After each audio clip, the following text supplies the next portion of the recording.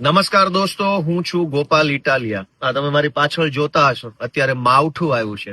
કમોસમી વરસાદ ચાલુ છે. આ વિડીયો ચાલુ વરસાદે રેકોર્ડ થઈ રહ્યો છે.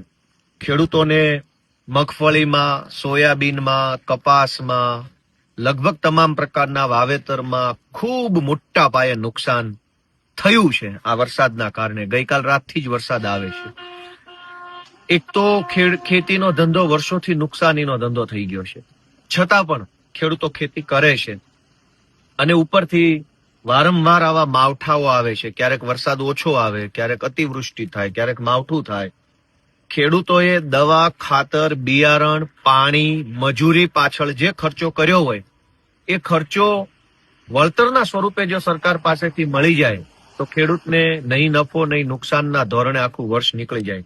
પરંતુ સરકારમાં અહંકાર છે ભાજપની, એટલે એ લોકો સાંભળતા નથી. ત્યારે ખેડૂતોના મુદ્દા ઉપર અવાજ ઉઠાવવા માટે, ખેડૂતોના મુદ્દાની રજૂઆત કરવા માટે, ખેડૂતોના પ્રશ્નો સાંભળવા માટે દિલ્હીના પૂર્વ મુખ્યમંત્રી અને આમ આદમી પાર્ટીના રાષ્ટ્રીય કન્વીનર શ્રી અરવિંદ કેજરીવાલજી અને શ્રી ભગવંત માન સાહેબ પંજાબના મુખ્યમંત્રી શ્રી સુદાન ગઢવી સહિત અમારા તમામ નેતાઓ આવનારી તારીખ 31 ઓક્ટોબરના રોજ સુરેન્દ્રનગર જિલ્લાના સુદામડા ખાતે બપોરે 1 વાગ્યે પધારી રહ્યા છે.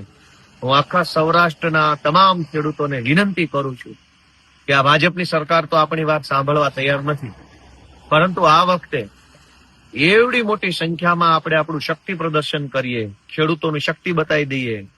અને એ 31 તારીખે સરદાર જયંતિના રોજ સરદાર પટેલ એક ખેડૂતોના આગેવાન હતા. એમની જન્મ જયંતિ નિમિત્તે આખા ગુજરાતભરમાંથી, આખા સૌરાષ્ટ્રથી એટલી વિશાળ સંખ્યામાં ખેડૂતો ઉપસ્થિત રહે કે ભાજપની સરકારના આંખ કાન ખુલી જવા જોઈએ. દોસ્તો, 31મી તારીખે સુરેન્દ્રનગર જિલ્લાના સુદામડા ખાતે કિસાન મહાપંચાયતમાં અરવિંદ કેજરીવાલજી અને ભગવંત માન સાહેબના નેતૃત્વમાં આયોજિત જનસભામાં આપ સૌ પધારો એવી વિનંતી સાથે જય કિસાન.